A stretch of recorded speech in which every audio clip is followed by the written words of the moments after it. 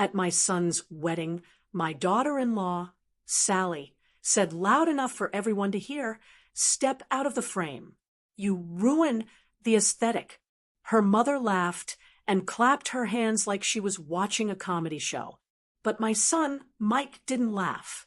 He stood up, called off the wedding in front of everyone, and did something that destroyed their family fortune the next day. Where are you watching from today? Drop your location in the comments below and hit that like and subscribe button. Now, let me tell you how we got to this beautiful disaster. Because, honey, this story is about as sweet as revenge gets. I never thought the happiest day of my son's life would end with me wishing the ground would simply open up and swallow me whole. But there I was, standing in a church that costs more to rent for an hour than I make in a year, shaking in my shoes. It was a humid afternoon in Charleston, the kind that sticks to your skin, but inside the venue, the air conditioning was blasting so cold I could feel it in my bones. Or maybe that was just the reception I was getting from the bride's side of the family. My son, Mike, looked handsome. He has always been a good boy, the kind of man who holds doors open for strangers and calls his mother every Sunday, without fail. Seeing him standing there at the altar in his tuxedo, I felt a lump in my throat. I was so proud of him. He had worked hard to get here. He deserved a beautiful life. He deserved happiness. I just wasn't sure he was going to get it with Sally. I tried to push that thought down. Be nice, Patricia. I told myself, it's his wedding day. Put a smile on your face and don't make a fuss. That had been my motto for the last 2 years. Don't make a fuss. Don't rock the boat. Just let Sally have her way. Because if Sally is happy, Mike is happy. The ceremony had just finished. The pastor had pronounced them man and wife. And the guests, over 200 of them, were watching us from the pews. It was time for the formal family photographs, right there at the altar. This wasn't a quick snapshot. Oh no, Sally had hired a photographer, who I heard cost $5,000. He was running around with 3 assistants, moving lights, adjusting the train of her dress, barking orders like a drill sergeant. "Okay, family only. Immediate family only," the photographer shouted. I stepped forward. I was wearing my navy blue dress. It wasn't designer. I bought it at a department store downtown on sale, but I had saved up for it. I thought it was elegant. It had a little lace around the collar, and I wore the pearl necklace my late husband gave me for our 25th anniversary. I felt dignified. I felt like a mother should feel on her son's wedding day. I went to stand next to Mike. He smiled at me, a nervous, tight little smile. I could tell he was stressed. The wedding planning had been a nightmare, but we were at the finish line now.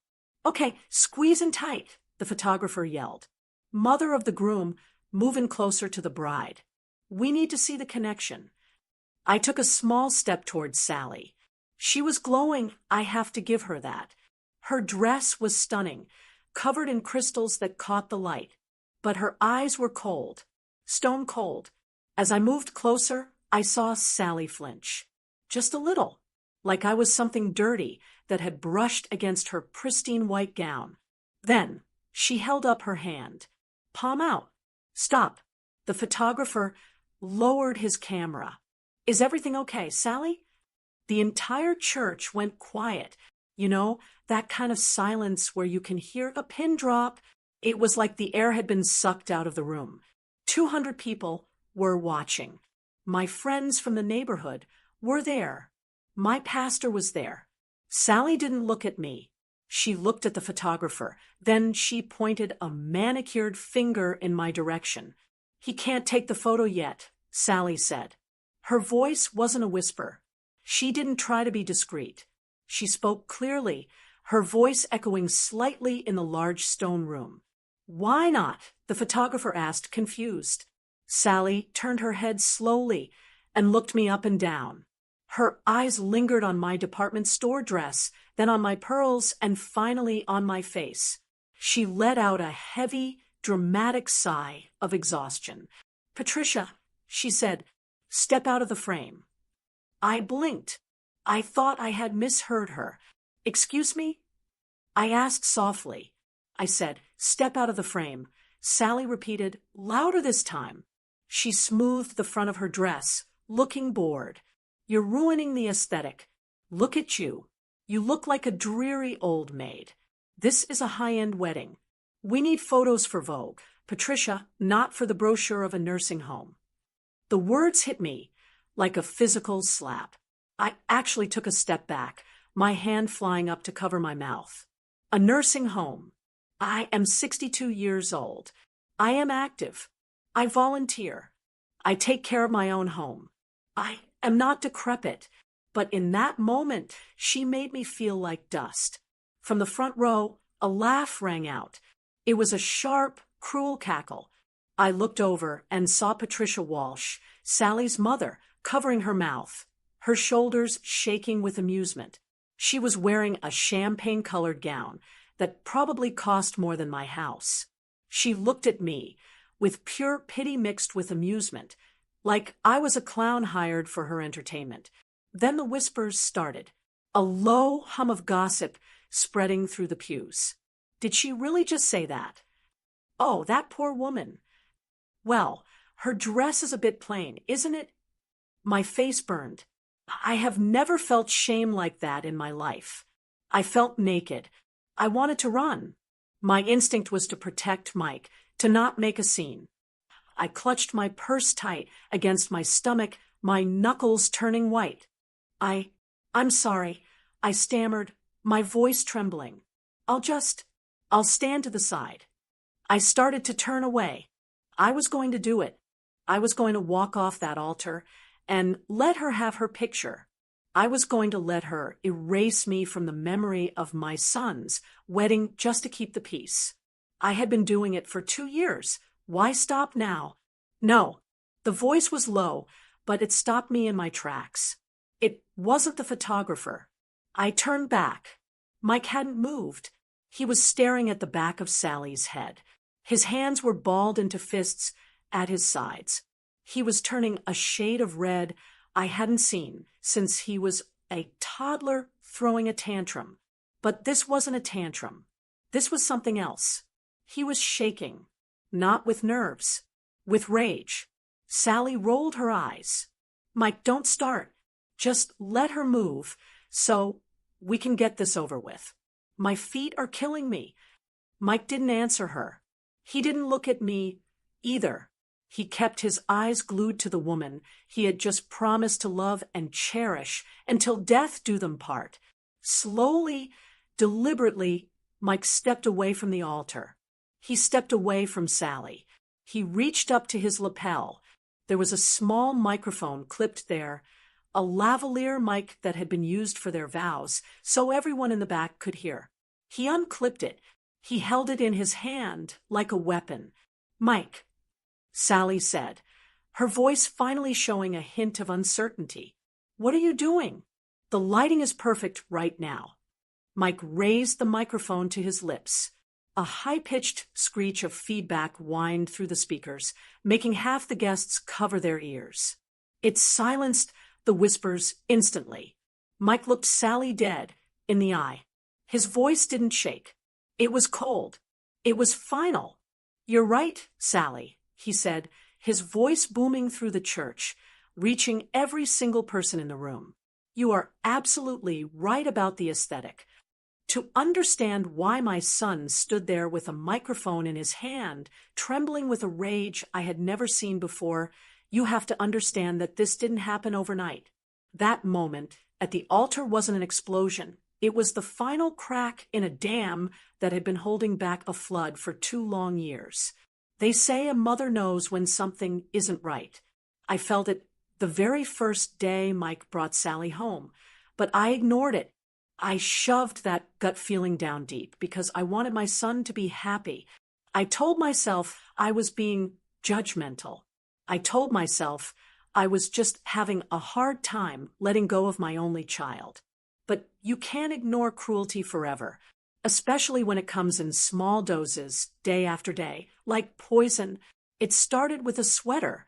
It sounds silly, I know. A sweater. But for anyone who knits, you know that a handmade gift isn't just yarn. It's time. It's love. It's sitting in your chair night after night, thinking about the person you are making it for, praying for them with every loop and stitch. Mike had always loved my knitting. He still wore a scarf I made him in college. So, for his 30th birthday, just a few months after he started dating Sally, I made him a beautiful cable knit pullover. It was a deep charcoal gray, made of the softest merino wool I could afford. It took me 3 months. My arthritis isn't what it used to be, and my hands would ache in the evenings, but I kept going because I knew he would love it. I brought it over to their apartment as a surprise. Mike wasn't home yet, so Sally let me in. She didn't offer me tea. She didn't offer to take my coat. She just stood there, checking her phone, looking at me like I was a door-to-door salesman she couldn't get rid of. "I brought this for Mike," I said, holding out the gift bag. "I made it myself."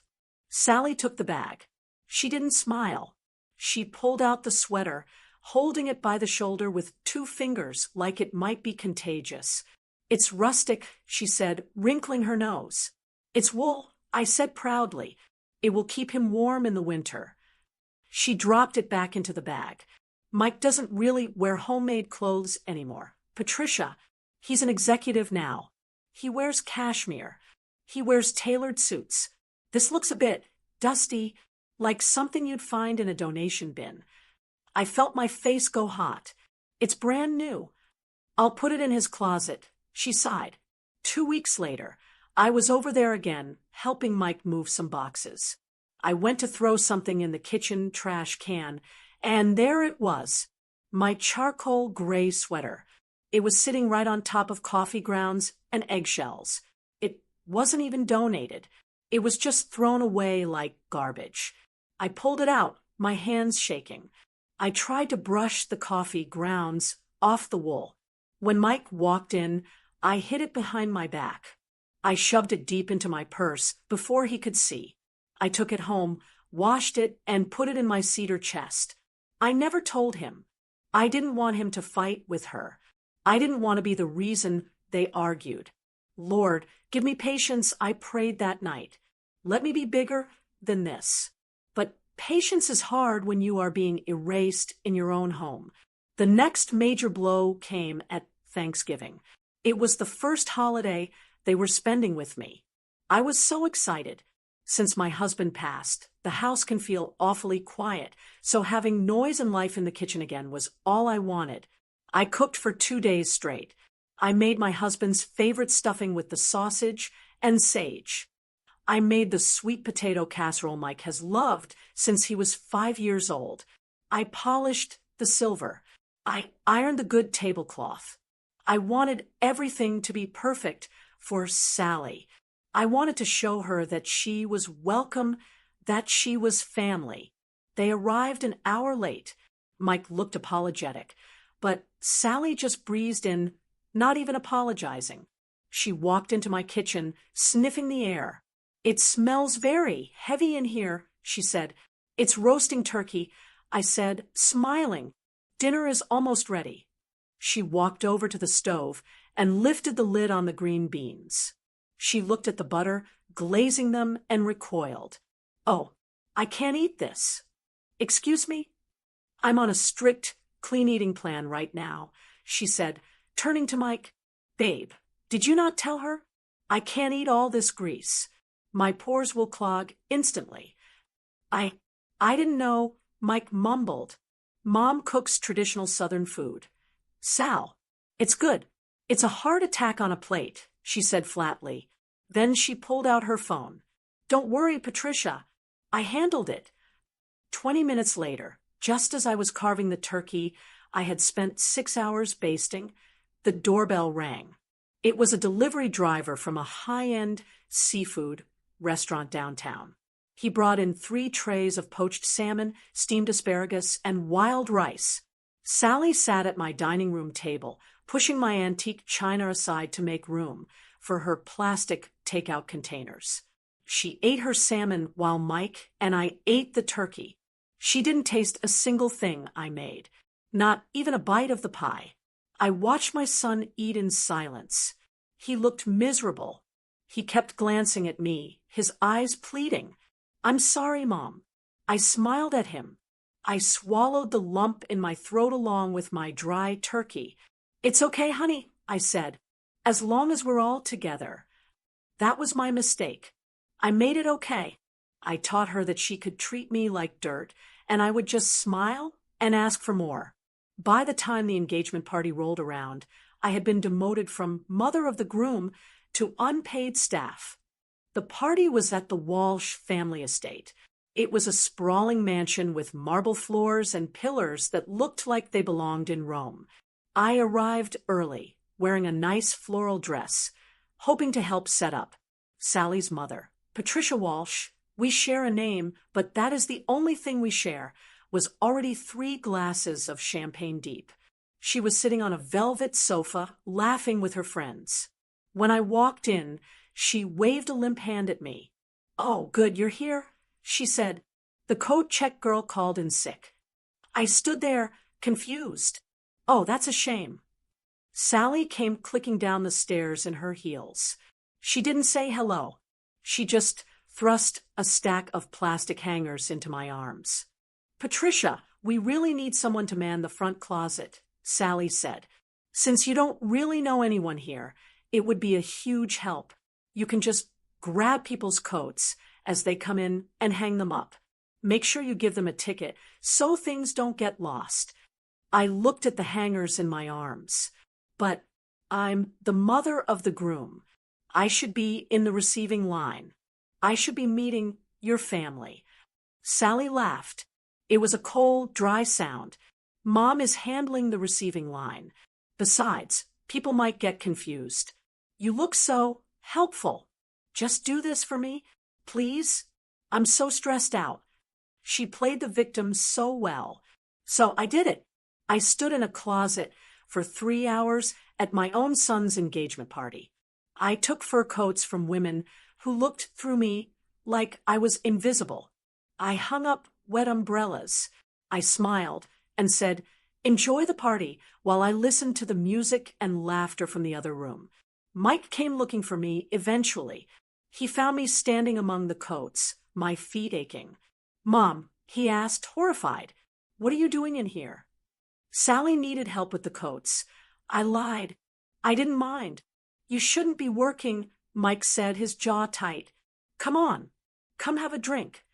He tried to pull me into the party, but as we walked out, Sally's mother drifted by. She saw Mike holding my arm. "Oh, look," she slurred, loud enough for a group of investors to hear.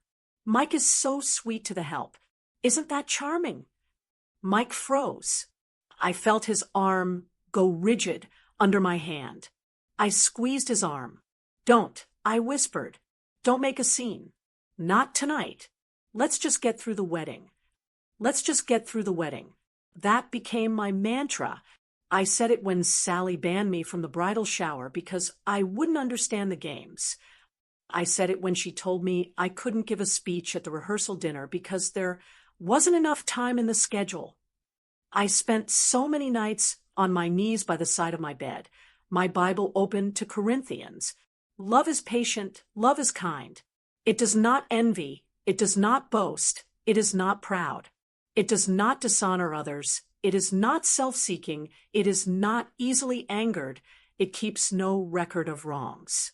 I tried, Lord knows I tried, to keep no record of wrongs. But the record was getting long, and it was getting heavy. And then came the wedding day. I thought I had survived the worst of it. I thought if I just put on my blue dress and kept my mouth shut, we would cross the finish line. I thought I could go back to my quiet life and just see Mike on holidays, minus the insults. But standing there at that altar, when she told me to step out of the frame, something broke. Not in me, but in Mike. I looked at my son holding that microphone. I saw the last 2 years flashing behind his eyes. He remembered the sweater.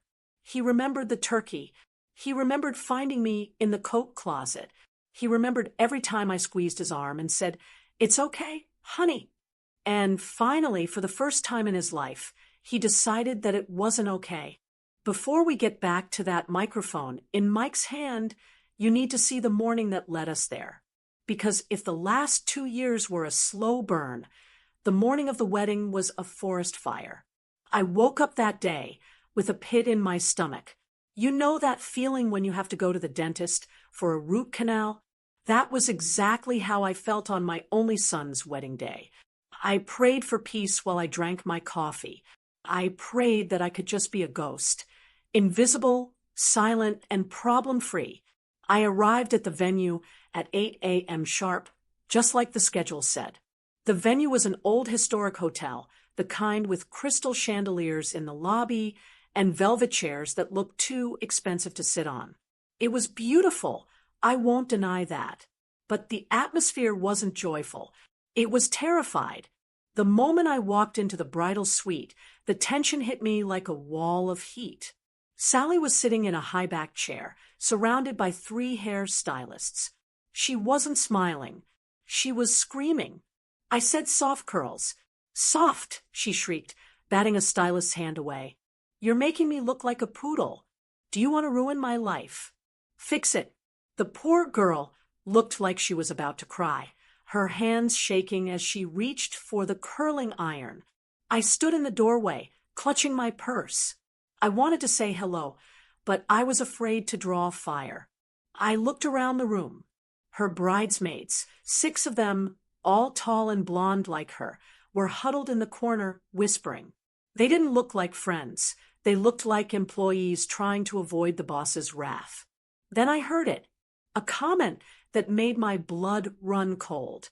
Sally picked up her phone, looked at a text, and groaned. Ugh. Mike is asking if he can wear his grandfather's cufflinks. Can you believe that? He wants to wear some tarnished old metal. One of the bridesmaids giggled nervously. Well, it's sentimental, isn't it? Sally snorted. Sentimental doesn't match my color scheme. I told him to buy the ones I picked out. Honestly, Mike is lucky I'm even doing this. He's marrying a Walsh. He needs to remember that he's marrying down. He should be grateful I'm lowering myself to pull him up. I felt the air leave my lungs. Marrying down. My son is a structural engineer. He graduated top of his class. He works 60-hour weeks. He is kind, smart, and successful. But because we don't have a summer home in the Hamptons or a private jet, to her, he was charity work. I wanted to walk in there and tell her off. But I didn't. I stayed in the hallway. Don't make a fuss, Patricia. Not today. I walked down the hall to find some water, trying to shake off the insult. That's when I saw Gordon Walsh, Sally's father. Gordon was a big man, always in a suit that cost more than my car. Usually he was loud and booming, slapping backs and laughing. But today he looked gray. He was pacing in a small alcove near the elevators, talking furiously into his cell phone. He was sweating, wiping his forehead with a handkerchief. He didn't see me. I don't care what the bank said. Gordon hissed into the phone. The merger is happening today. The wedding is the seal. Once they say, I do, the assets combine. Tell the investors to hold their horses for 6 more hours.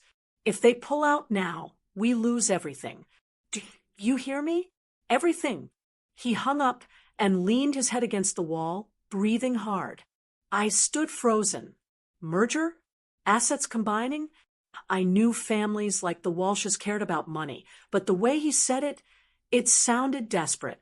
It sounded like a business transaction, not a marriage. But again, I kept my mouth shut. It wasn't my business. Maybe that's just how rich people talk. I went back to the bridal suite an hour later. It was almost time for the ceremony. I had one last thing I needed to do. In my purse, wrapped in tissue paper, was a brooch. It wasn't diamond.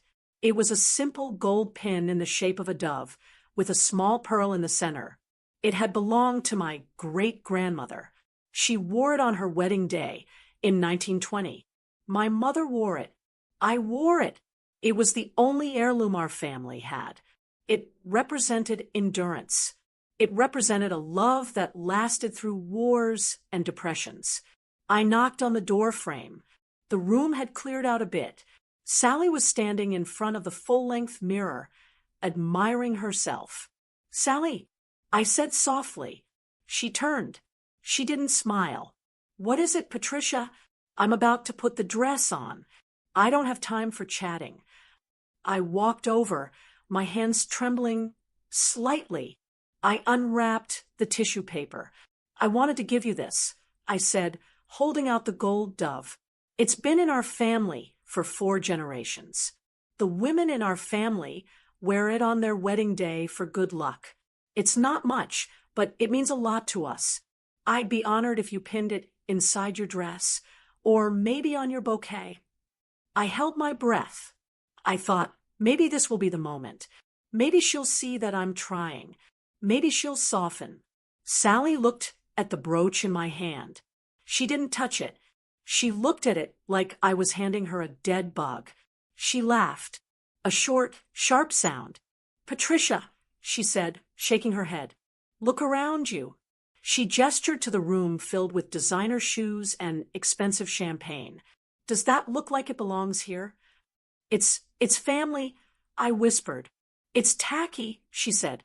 "I don't wear pawn shop jewelry, and I certainly don't want that old thing ruining the line of my dress.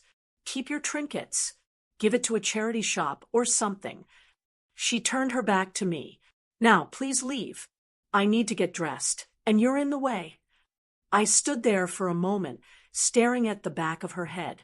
I looked down at the little gold dove in my hand.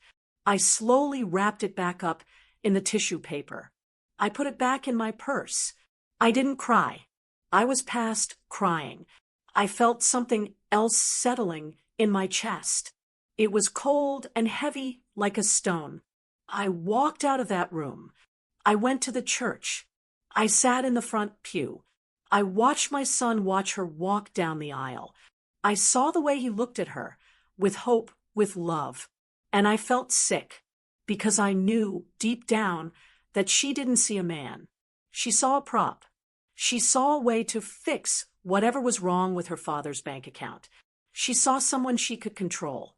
And then came the moment at the altar, when Sally snapped at me to step out of the frame, when she called me a dreary old maid in front of God and everyone. I wasn't surprised. I was just tired. But when I turned to leave, and I heard Mike's voice say, "No," I stopped. I turned back and looked at him. And in that split second, before he spoke into the microphone, our eyes met. He saw it. He saw the way I was clutching my purse, the purse that held the rejected brooch.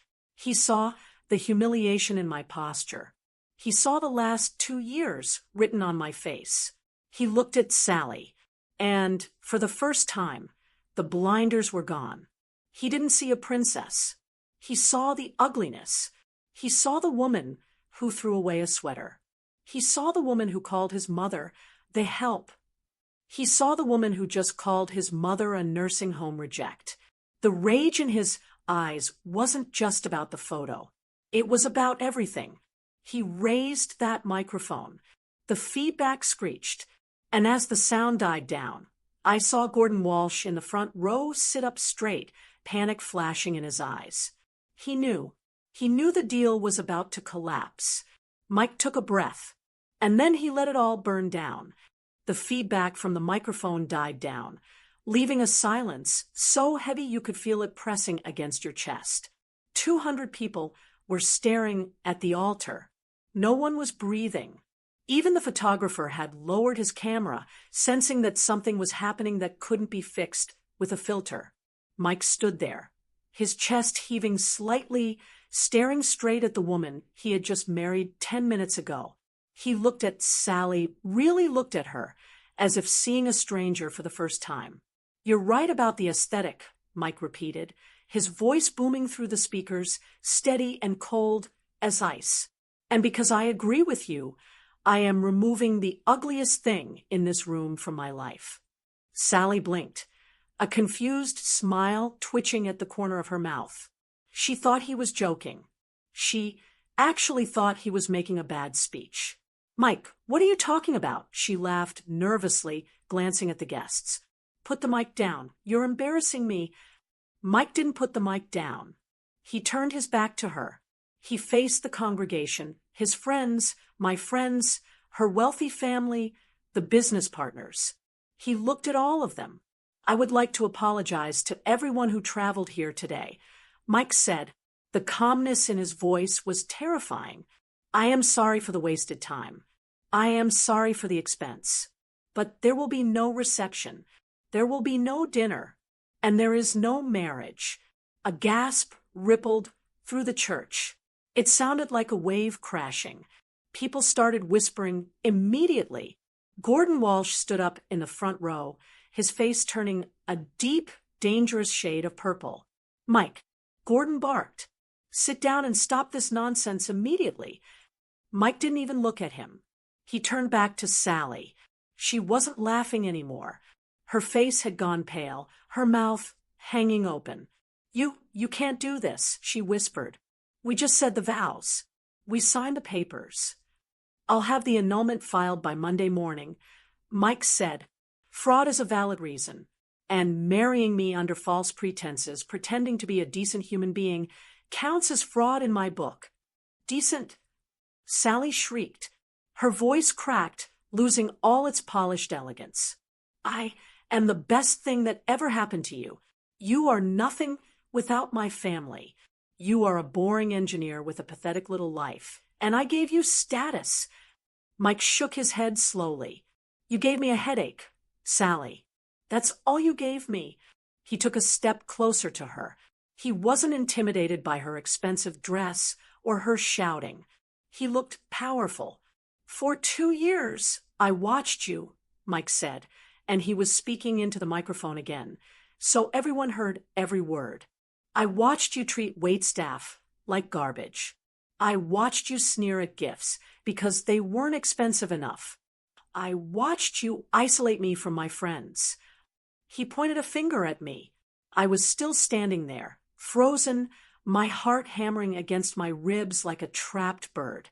And I watched you treat my mother, the woman who taught me how to walk, the woman who worked double shifts to put me through college, the woman who sacrificed her entire life.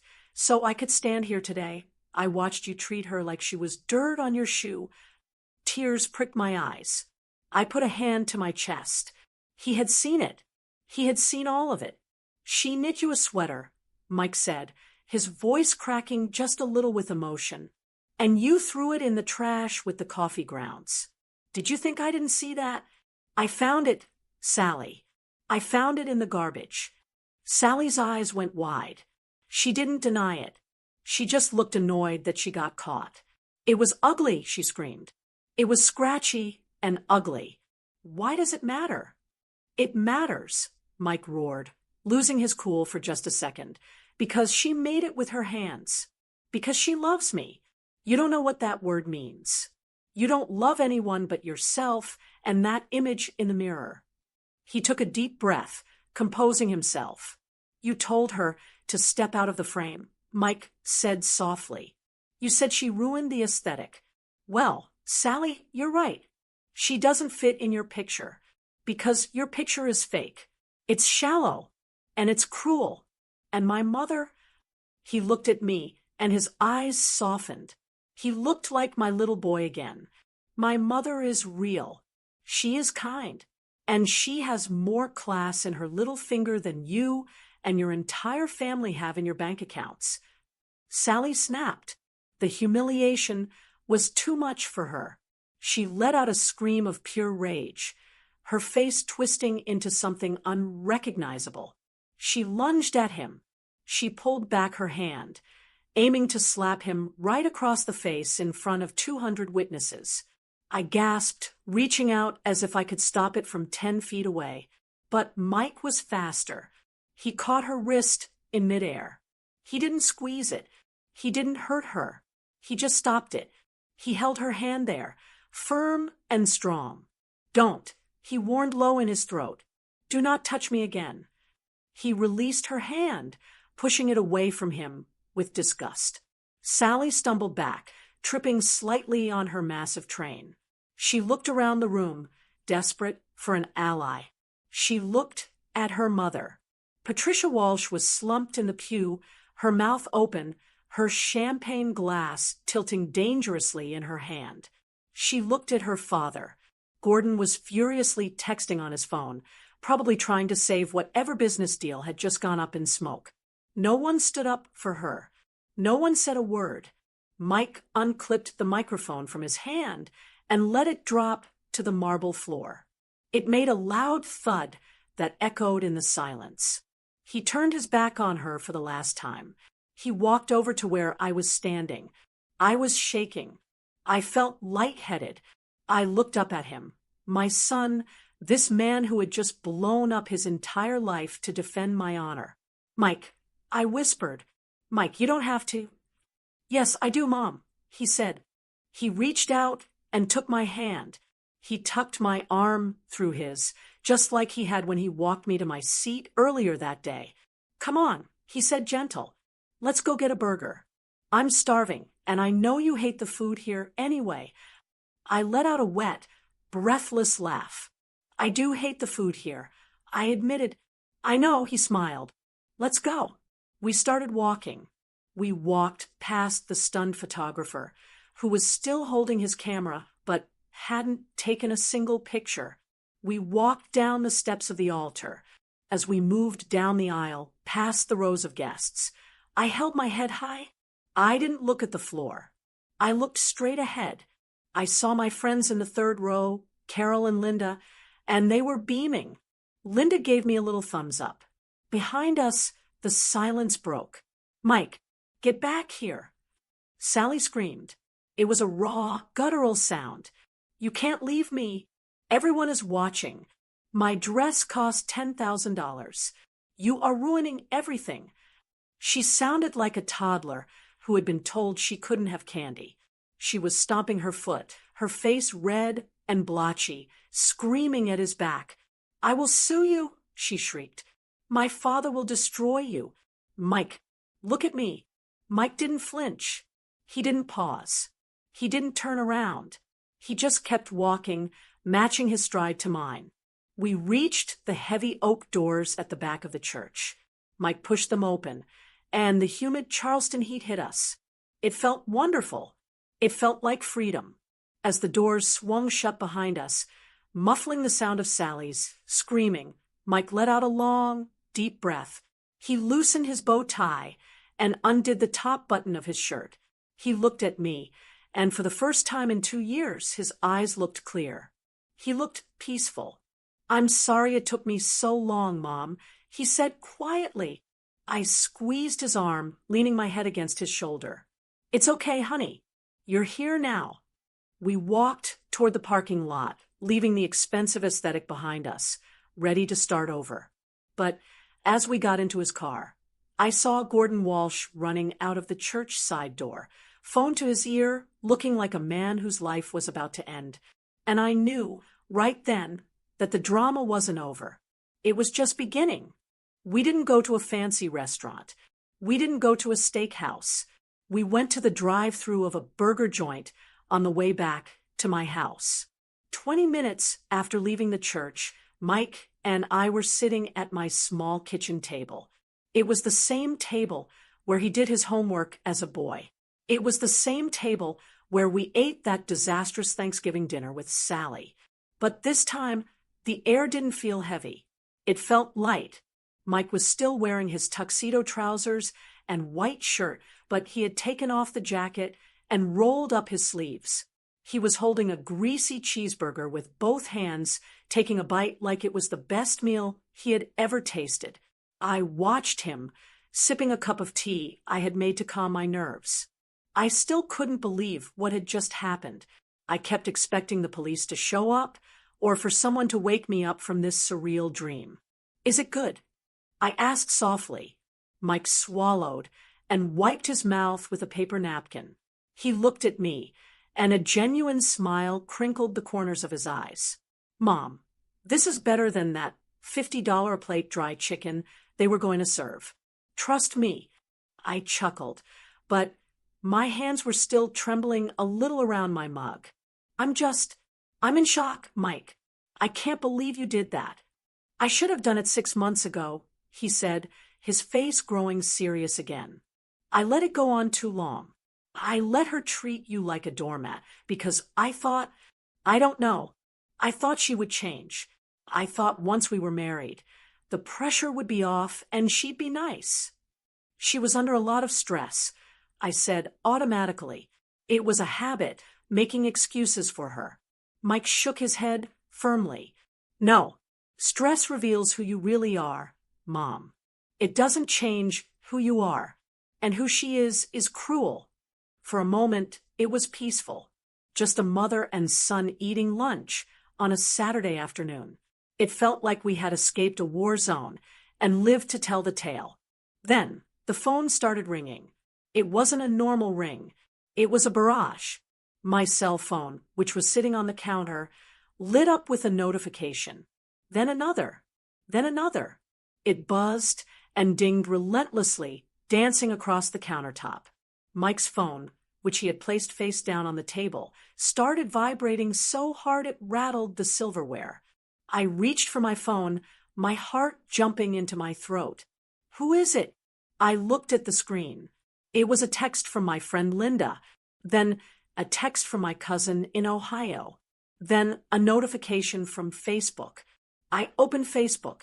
I wish I hadn't. There, at the top of my feed, was a post from Sally. She must have posted it from the limo leaving the church. It was a picture of her in her wedding dress, mascara running down her cheeks, looking devastated. The caption was long, and it was vicious. I am heartbroken.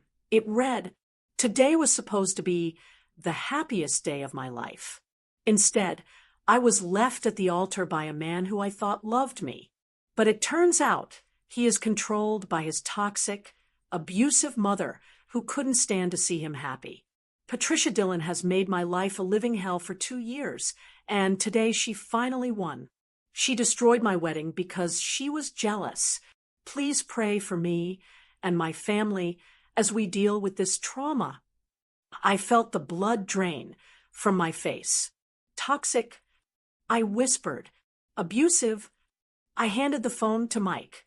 He read it, his eyes narrowing. "She's spinning the narrative," Mike said, his voice flat.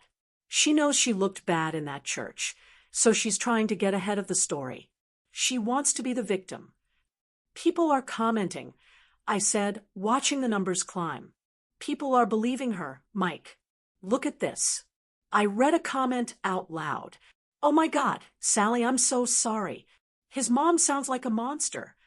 "Stop reading," Mike said. He reached over and took my phone, turning it face down. "Don't look at it. It's noise, Mom. It's just noise." But it wasn't just noise.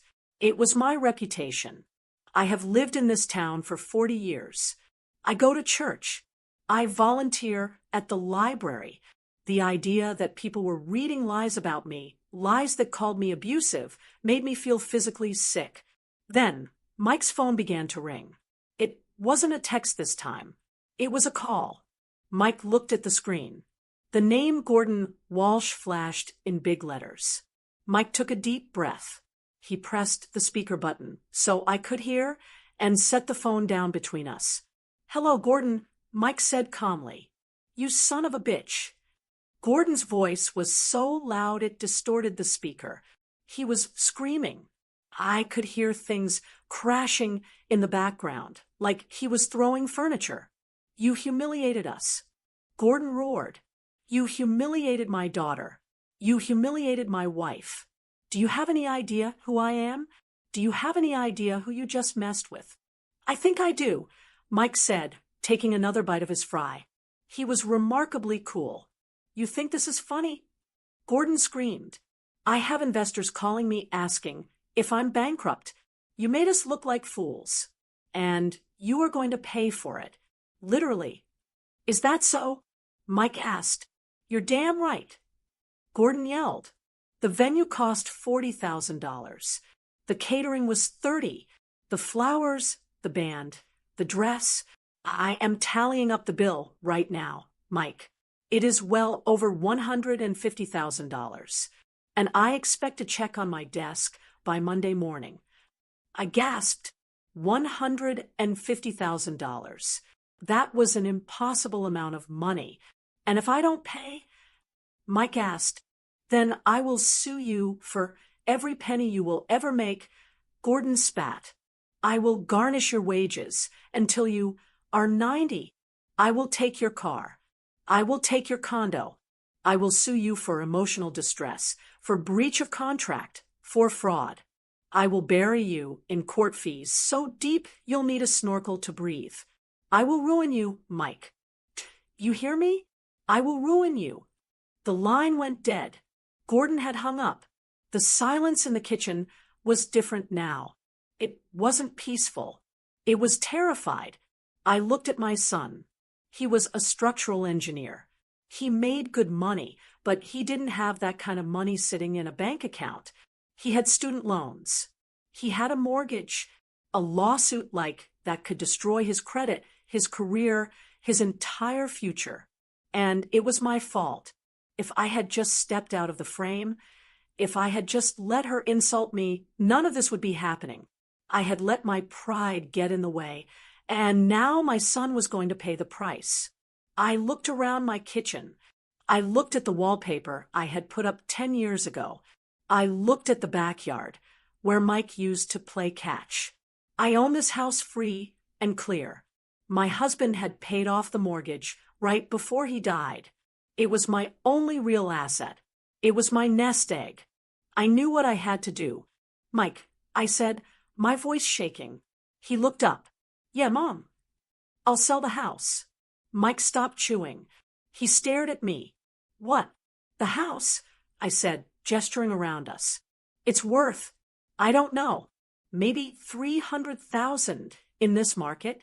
I can list it on Monday. I can sell it quickly if I drop the price. We can pay Gordon the $150,000, and that will leave enough for the legal fees and maybe a small apartment for me. Tears started to slide down my face. I wiped them away angrily. I won't let him ruin your life, Mike. I said fiercely. You stood up for me. Now I have to protect you. I'm old. I don't need a 3-bedroom house. I can downsize. It's fine. Really. I'll call the realtor tomorrow. I was already mentally packing boxes. I was already saying goodbye to my garden. It hurt, but the thought of Mike being dragged through court by that monster hurt more. Mike reached across the table. He put his large hand over mine. Mom, he said firmly, stop. No, I'm serious. I insisted. Gordon Walsh has expensive lawyers. He'll destroy you. We have to pay him off to make this go away. Mom, look at me. I looked up. Mike wasn't scared. He wasn't panicking. He had a strange look on his face. It was almost grim satisfaction. You are not selling this house, he said. You are not going to a realtor. You are not writing Gordon Walsh a check for a single dime. But he said, I know what he said. Mike interrupted. He's a bully, and bullies talk loud because they are afraid. He's not afraid, Mike. I cried. He's rich. Rich people can do whatever they want. Mike leaned in closer, lowering his voice, even though it was just the two of us in the kitchen. He's not rich, Mom, Mike said. I blinked. What? Why do you think he was so angry? Mike asked. Why do you think he was screaming about investors calling him? Why do you think he was desperate to get that check by Monday? Mike picked up his phone again. He tapped the screen a few times and turned it around to show me. It was an email. It looked like a financial report. There were a lot of numbers and red ink. I didn't tell you this because I wasn't sure until this morning. Mike said, but I had a buddy of mine look into the Walsh family business last week. Gordon has been pressuring me to sign some papers, joint liability papers, for a business venture he wanted to start after the wedding. I stared at him, trying to understand. They aren't going to sue us, Mom, Mike said, his voice hard. Because if they take us to court, they have to open their books for discovery. They have to show the judge their finances. He took a bite of his burger, chewing slowly. And if they show anyone their finances, Mike said, they're going to prison. I sat there in my kitchen, my hands gripping my cold cup of tea, trying to process the words coming out of my son's mouth. Prison? I whispered. Mike, what are you talking about? They live in a mansion. They drive Porsches. Sally's dress cost more than my first car. Mike leaned back in his chair, running a hand through his hair.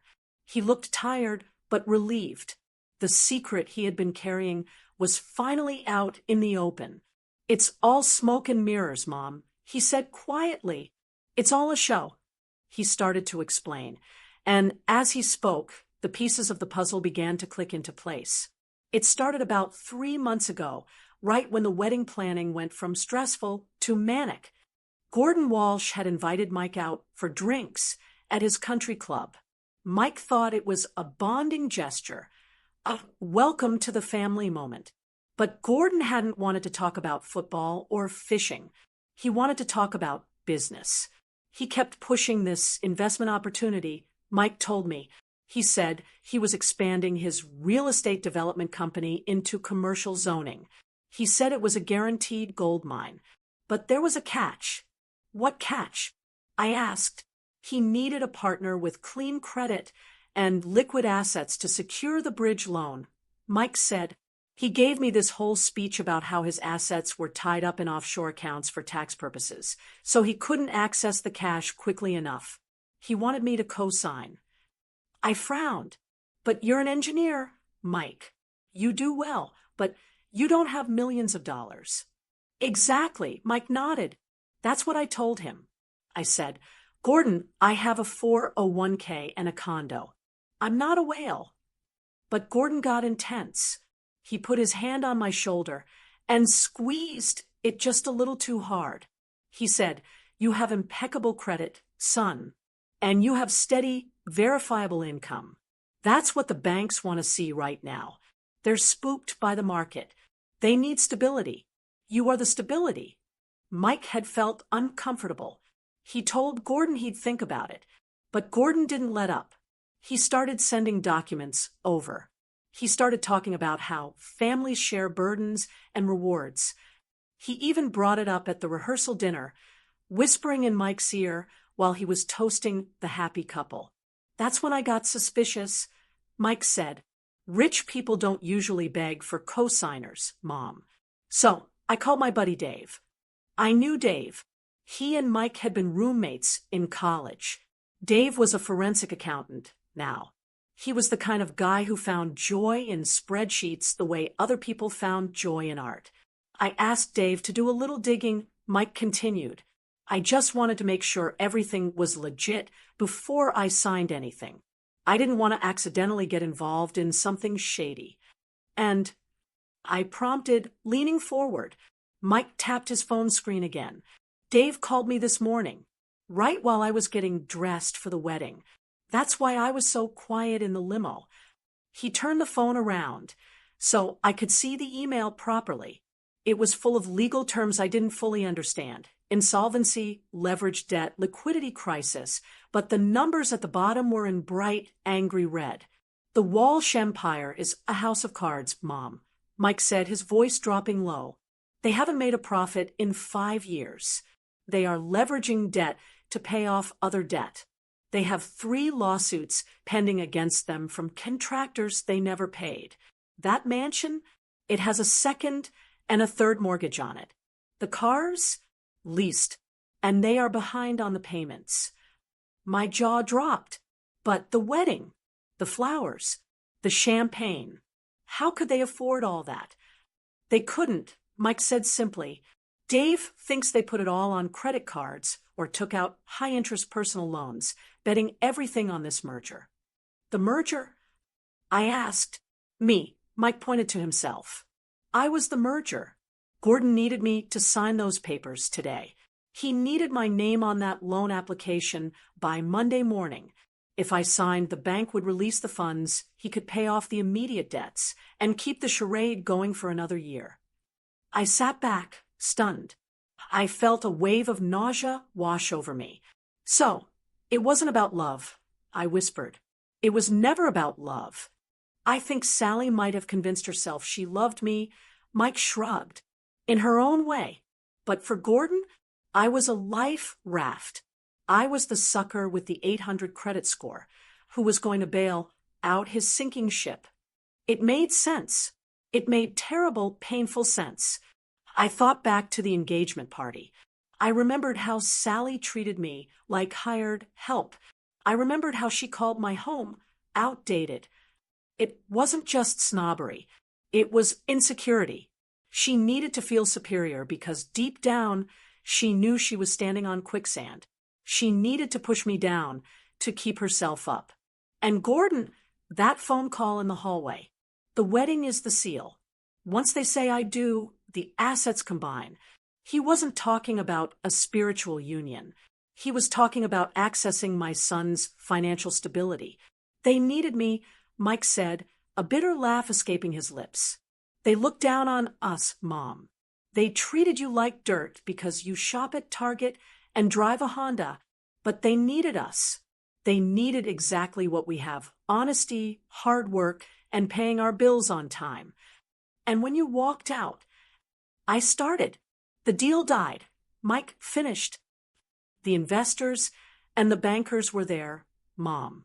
I saw them. Mr. Henderson from the First National Bank was in the 4th row. He saw the groom walk out. He heard me say I wouldn't marry a fraud. He saw Sally screaming like a banshee. Mike took a sip of his soda. There is no way Henderson approves that loan on Monday. The reputation risk is too high. The Walshes are done. I looked at my son with a renewed sense of awe. He hadn't just stood up for me. He had dodged a bullet that would have killed his future. If he had married her, if he had signed those papers, Gordon would have dragged him down into the mud. They would have taken Mike's condo. They would have garnished his wages. He would have spent the next 20 years paying for their champagne lifestyle. You saved yourself, I said softly. We saved each other, Mike corrected me. If you hadn't taught me right from wrong, I might have just gone along with it. I might have signed the papers just to keep the peace. But when I saw her treat you like that, I remembered who I was. I remembered who raised me. I reached across the table and squeezed his hand. My heart was still pounding, but the fear was gone. The threat of the lawsuit felt empty now. Gordon Walsh couldn't sue us. He couldn't afford a lawyer. He probably couldn't even afford the gas to drive to the courthouse. So what happens now? I asked. Mike looked at his phone, which had finally stopped buzzing. Now, we wait. The truth always has a way of coming out, Mom. And I have a feeling the truth is about to hit the Walsh family like a freight train. He stood up and walked over to the fridge, pulling out a container of leftovers. But first, he said, grilling and turning to me, do we have any of that pie left? I feel like celebrating. I laughed. It was the first time I had really laughed all day. I think there's a slice of apple pie in there. As we sat there eating pie in our kitchen, safe and sound, I thought about Sally. I thought about her $10,000 dress and her empty heart. I almost felt sorry for her. Almost. Because Mike was right. The world they had built on lies was collapsing. And tomorrow, everyone was going to see the rubble. They say pride comes before a fall. I have read that verse in Proverbs 1,000 times. Pride goes before destruction, a haughty spirit before a fall. But I never thought I would see it happen in real time, right in front of my eyes, in less than 24 hours. Sunday morning broke over Charleston with a bright, clear sun. It was the kind of morning that usually makes you feel glad to be alive. I was in my kitchen, making a pot of coffee. Mike was still asleep in his old room. He had slept for 12 hours straight, the sleep of a man who finally has a clear conscience. The house was quiet. The phone wasn't ringing anymore. I thought the worst of the storm had passed.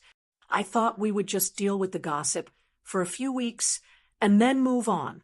I turned on the small television on my kitchen counter to catch the local morning news while my coffee brewed. The news anchor, a woman I had watched for years, looked serious. A breaking news banner flashed red at the bottom of the screen. I stopped pouring the water. I turned the volume up. Shock waves through the Charleston business community this morning. The anchor said, federal agents were seen entering the offices of Walsh Development Group early this Sunday morning. Sources say that prominent local developer Gordon Walsh is under investigation for bank fraud, embezzlement, and falsifying loan documents. I dropped my spoon. It clattered onto the counter, loud in the silent kitchen. The screen cut to footage taken from a helicopter. It showed the Walsh family mansion, the same place where I had been forced to check coats just a few months ago. There were police cars in the driveway, and behind them there were tow trucks. I watched, mouth open, as a tow truck driver hooked up Gordon's silver Porsche. Another truck was backing up toward Sally's brand new convertible, the one she had bragged about on Instagram just last week. The investigation was reportedly triggered late last night. The reporter continued, after a high-profile merger failed to materialize, causing a major creditor to call in an immediate audit of the company's assets. It appears the Walsh family has been operating while insolvent for over 18 months. Insolvent, bankrupt, broke. Mike walked into the kitchen, rubbing sleep from his eyes. He saw the TV. He saw the tow trucks on the screen. He didn't say a word. He just leaned against the doorframe and let out a long, low whistle. You were right, I whispered. It really was a house of cards. And the wind just blew, Mike said softly. We didn't gloat. We didn't high-five. Honestly, it was tragic to watch. A family that had everything, or pretended to have everything, was being stripped bare for the whole city to see. Their shame was being broadcast in high definition. By noon, the phone started ringing again. But it wasn't hateful messages this time. It was the gossip mill. My neighbor, Mrs. Higgins, called me breathless. Patricia, have you seen? They are repossessing the furniture. I drove by, and they were carrying that grand piano out of the front door. I hung up. I didn't want to hear it. It felt wrong to celebrate, even after everything they had done to me. But then the doorbell rang. It wasn't a polite ring. It was a frantic pounding. Bam, bam, bam. I looked at Mike. He stood up, his face hardening. I'll get it. No, I said. I felt a strange sense of calm wash over me. I wiped my hands on my apron. I'll get it. You finish your coffee. I walked to the front door. I looked through the peephole. It was Sally, but it wasn't the Sally I knew. The Sally I knew was polished, perfect, and sneering. The woman on my porch looked like a wreck. She was wearing a pair of sweatpants and an oversized t-shirt. Her hair, usually sprayed into submission, was matted and pulled back in a messy bun. Her face was blotchy and red, swollen from crying.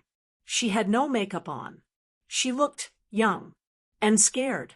I opened the door. Sally looked up at me. Her eyes were wild. Patricia, she choked out. Is he here? Is Mike here? She tried to push past me into the house. I stepped into the doorway, blocking her path.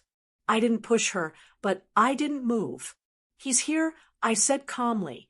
But he doesn't want to see you, Sally. He has to, she screamed, her voice cracking. You don't understand. They took my car. They froze my credit cards. I went to buy a coffee this morning, and my card was declined. Declined.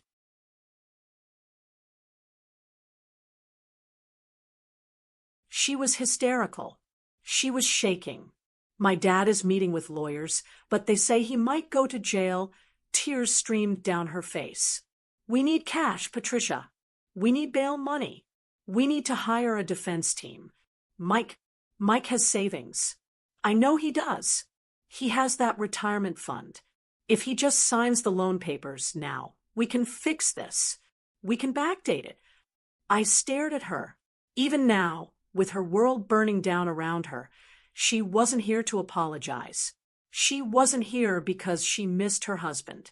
She was here because she needed an ATM. Sally, I said, my voice low and steady. Do you hear yourself? Please, she grabbed my arm. Her grip was desperate.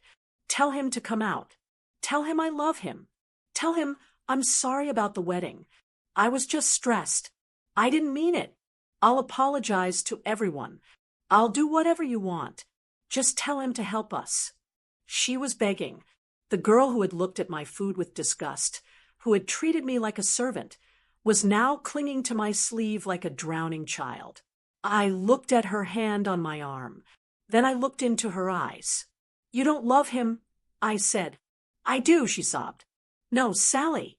You love the safety he provided. You love that he was the one sturdy thing in your fake life. I gently peeled her fingers off my arm. I took a step back. Yesterday, I said, you told me that I didn't fit in your picture. You told me I was ruining your aesthetic because I wasn't rich enough or pretty enough. Sally sniffled, wiping her nose with the back of her hand. I didn't mean that. You meant every word. I said, and you know what? You were right. I didn't belong in your world, a world where you lie to banks and treat people like garbage. I stood up straighter. I felt 10 feet tall. But this is my world, I said, gesturing to my modest porch and my paid-off house.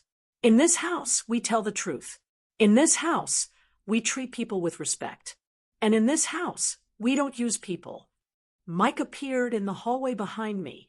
He didn't come to the door. He just stood there, watching. Sally saw him over my shoulder. Mike, she wailed. Mike, please, don't let them ruin us. Mike didn't move. He didn't speak. He just looked at her with a profound sadness. And then he slowly turned and walked back into the kitchen. He was done. Sally let out a gasp, realizing she had truly lost him. She looked back at me, her eyes filled with venom again. You did this, she hissed. You poisoned him against me. You ruined my life. I looked at her one last time. I didn't feel anger anymore. I just felt pity. I didn't ruin anything, Sally, I said quietly. You cared more about the picture than the people in it. I started to close the door. And now, I said, echoing her words from the day before, you're out of the frame. I shut the door firmly. I heard her scream on the porch. I heard her pounding on the wood for a minute, and then silence. I locked the deadbolt. I turned around and leaned against the door, taking a deep breath. The house was quiet again. The smell of coffee drifted from the kitchen. My son was safe. My home was safe. The collapse was happening out there, in the world of mansions and lies.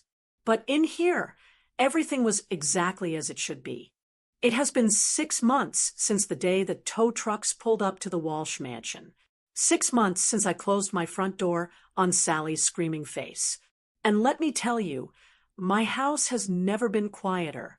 And I don't mean quiet like lonely. I mean quiet like peaceful. It is Sunday afternoon. The windows are open, letting in that sweet Charleston breeze. The smell of pot roast is filling the kitchen, the same recipe Sally used to turn her nose up at. But today, no one is complaining about the smell. I hear laughter coming from the living room. It's Mike, and he isn't laughing that polite, nervous laugh he used to do around the Walshes. He is belly laughing. He sounds free. He is in there with Sarah. Mike met Sarah 3 months ago at the dog park. She isn't a socialite. She isn't an heiress. She's a third-grade teacher with ink stains on her fingers and a laugh that makes you want to join in. When she came over for dinner today, she didn't hand me her coat like I was a servant. She walked right into the kitchen, rolled up her sleeves, and asked, "Patricia, can I mash the potatoes?" I mean mashed potato. I almost cried right there over the peeling knife. We aren't worried about lawsuits anymore. The Walsh family is tied up in so many federal investigations that they don't have time to bother us. I heard from a friend that Gordon is facing 5 years in prison for fraud. Sally moved to Atlanta to live with an aunt. The empire is gone, dissolved into thin air like the mirage it always was. But I don't spend much time thinking about them. I'm too busy. After everything happened, I realized I had spent too many years making myself small, so other people would feel big. I decided to stop doing that. I started a small group at my church for mothers. We meet on Tuesday nights. We talk about our kids, our loneliness, and how to set boundaries. It started with just 3 of us, but last week, 12 women showed up. It turns out a lot of us have been stepping out of the frame for too long. I tell them my story. I tell them that it's okay to say no. I tell them that being a good Christian woman doesn't mean being a doormat. I walked into the living room to call the kids for dinner. I stopped for a moment at the fireplace mantel. For years, that mantel was empty because Sally said my old family photos were clutter. But now, right in the center, there is a silver frame. Inside isn't a professional wedding photo. There is no white dress. There is no altar. It's a selfie Mike took of us in the drive-thru that day. In the picture, Mike has mustard on his chin. My hair is a mess from the humidity. I'm holding a greasy cheeseburger and smiling so hard my eyes are squinted shut. The lighting is terrible. The angle is unflattering. And it is the most beautiful picture I have ever seen. Sally would hate it. She would say it ruins the aesthetic. But looking at it, I realize that this is the only aesthetic that matters. It's the aesthetic of survival. It's the look of a mother and son who chose dignity over prestige. It's the look of real love. Mike looked up from the couch and saw me staring at the photo. "Hungry, Mom?" he asked. "Starving." I smiled. "Come on. The roast is ready. And Sarah, there's plenty of gravy." "Bless you, Patricia," Sarah grinned. "I love gravy." We sat down. We held hands to say grace. And as I squeezed my son's hand, I thanked God not for the wedding we lost, but for the life we got back. Sometimes you have to lose the picture-perfect life to find the one that's actually worth living. Ladies, I want to ask you something. Have you ever had to close the door on someone you love to protect your peace? Have you ever had to stand up and say, "Enough is enough," even when your voice was shaking? Tell me your story in the comments below. I read every single one, and we can support each other. What city are you listening from? And what time is it there? Write it in the comments. And if you'd like to help me keep sharing these emotional, thrilling stories every day, even a small donation makes a big difference. It truly helps keep the channel alive. For more life stories like this, you can explore the other videos on my channel and subscribe. On the screen, you'll see 2 new stories I'm sure you'll enjoy. Click one and start listening right away. With love,